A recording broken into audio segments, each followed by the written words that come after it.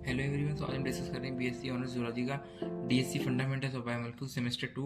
आज हम शुरू कर रहे हैं unit number 5, that is enzymes. ये बहुत इंपॉर्टेंट यूनिट है आपकी। ये आपकी थ्योरी में तो एग्जाम के लिए है ही इंपॉर्टेंट, आपके प्रैक्टिकल एग्जाम के लिए बहुत इंपॉर्टेंट है, क्योंकि इसमें अब सलाइवरी एमाइलेज के सारे प्रैक्टिकल जो इस सेमेस्टर के जितने प्रैक्टिकल है मोस्टली सलाइवरी एमाइलेज वाले हैं, तो बहुत इंपॉर्टेंट प्रैक्टिकल्स हैं सारे। और ये एंजाइम आज जो टॉपिक हम डिस्कस करेंगे वो कौन कौन से, स्पेसिफिक एंजाइम का इंट्रोडक्शन, देन हम cofactors, then nomenclature, then classification. ठीक है, ये 4 टॉपिक हम डिस्कस करेंगे इस वीडियो में। तो सबसे पहले हम शुरू करते हैं इंट्रोडक्शन से। Introduction of enzymes. Introduction. First of all we are going to discussing about what are enzymes. Enzymes क्या होते हैं, ठीक है। तो एंजाइम्स आर, पहले एंजाइम्स लिख लो। So enzymes are biological catalyst, biological catalyst, ठीक है। बोलते हैं मोस्टली एंजाइम्स आर प्रोटीन्स, ठीक है। और पार्टिसिपेट एंजाइम्स पार्टिसिपेट करते हैं इन मेटाबॉलिक रिएक्शंस, इन मेटाबॉलिक रिएक्शंस, ठीक है। अब हम एक चीज डिस्कस करते हैं कि एंजाइम्स किस तरह से डिफर हैं केमिकल कैटलिस्ट से। Enzymes differ then chemical catalyst. Catalyst क्या क्या क्राइटेरिया इनकी, मतलब क्या क्या पॉइंट्स इनके बेस पे हम कह सकते हैं कि एंजाइम किस तरह से डिफर है केमिकल कैटलिस्ट से, वो हम पॉइंट डिस्कस करेंगे। सबसे पहला, हायर रिएक्शन रेट्स। जो एंजाइम्स होती हैं उनमें रिएक्शन रेट हाई होती है, हायर रिएक्शन रेट्स। अप्रॉक्सीमेट कितनी होती है, 10⁶ टू 10⁻12 टाइम्स हायर होती है, देन नॉर्मल केमिकल कैटलिस्ट। एक कोई नॉर्मल केमिकल कैटलिस्ट है, अगर वो रिएक्शन को थोड़ा स्लो कैटलाइज कर रहा है, तो ये जो एंजाइम्स होते हैं इनकी रिएक्शन रेट वेरी हाई होती है, बहुत हाई। अप्रॉक्स 10⁻6 से 10⁻12 टाइम्स हायर होते हैं देन केमिकल कैटलिस्ट, ठीक है। जो सेकंड पॉइंट है वो क्या है हमारा, माइल्डर रिएक्शन कंडीशंस। कंडीशंस इसका मतलब क्या है कि अगर temperature below 100 degree Celsius nearly, तो न्यूट्रल पीएच 1 atm पे प्रेशर पे दिखाते हैं, ठीक है। तो इसका मतलब क्या है, temperature well below 100 degree Celsius nearly neutral pH 1 atm pressure, ठीक है। थर्ड पॉइंट आपका क्या हो सकता है, capacity for control. Capacity for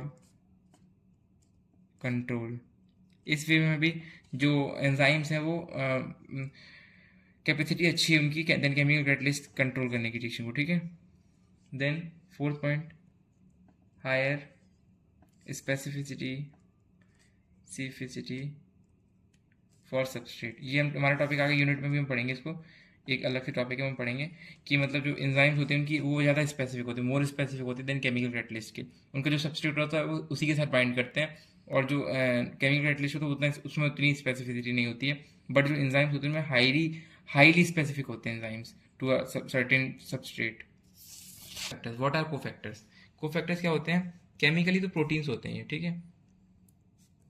chemically these are proteins, ठीक है। बट ये ऑक्सीडेशन रिडक्शन रिएक्शन नहीं करते हैं,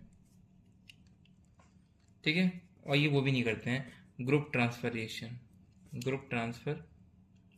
रिएक्शन, ठीक है, नहीं करते, ठीक है। But chemically they are proteins, ठीक है। अब कोफैक्टर्स देखें यहाँ, कोफैक्टर या फिर लिख लो सिंपल, यहाँ लिखो सिंपल कोफैक्टर, ठीक है। तो इसमें क्या है, दो चीज़ें होती हैं कोफैक्टर के अंदर, मेटालाइन और ऑर्गेनिक मॉलिक्यूल, ठीक है। जैसे मेटालाइन में एग्जांपल आ जाएगा आपका Zinc 2+। किस एंजाइम का ही होता है कोफैक्टर, कार्बोक्सी पेप्टाइडेज का, पेप्टाइडेज ये एंजाइम है, ये इसका Zinc 2+ इसका कोफैक्टर है। तो मेटालाइन है ये, ठीक है। इसमें एग्जांपल क्या आ जाएगा, Na+, ठीक है। ये कोएंजाइम है, कोएंजाइम में कोफैक्टर किसके लिए है, ऑर्गेनिक मॉलिक्यूल्स के लिए, ठीक है। अभी एक टर्म आता है प्रोस्थेटिक ग्रुप। क्या होता है प्रोस्थेटिक ग्रुप? क्या होता है प्रोस्थेटिक ग्रुप? कुछ नहीं है, ये टाइटली बाउंड कोएंजाइम है, ये भी कोफैक्टर है, tightly bound cofactor to enzyme. ये ऐसा कोफैक्टर जो एंजाइम से टाइटली बाउंड करता है, ठीक है। अब इसकी एक अच्छा सा रिलेशन जो हम लिखते हैं वो क्या लिखते हैं हम? Hollow enzyme. ये आपने 12th में 11th में आपने बायोमोलिक्यूल्स में पढ़ा होगा कोफैक्टर्स में। Holo enzyme is equals to cofactor plus apo enzyme, ठीक है। ये एक्टिव होता है, ये इनएक्टिव होता है, ठीक है। तो ये रिलेशन होता है कि holo enzyme is equals to cofactor plus apo enzyme, ठीक है। तो इसके साथ हमारा कोफैक्टर टॉपिक कंप्लीट हो गया। अब हम थर्ड टॉपिक डिस्कस करेंगे, दैट इज नॉमेनक्लेचर।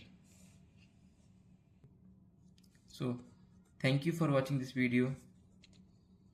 ये देखिए आप कि आज हमने इंट्रोडक्शन कंप्लीट कर लिया, कोफैक्टर्स कंप्लीट कर लिए। आज हमारा टारगेट नॉमेनक्लेचर क्लासिफिकेशन का भी था, बट ये हम नेक्स्ट क्लास में कवर करेंगे, नेक्स्ट क्लास में कंप्लीट करेंगे, ठीक है। Nomenclature classification. Thank you so much.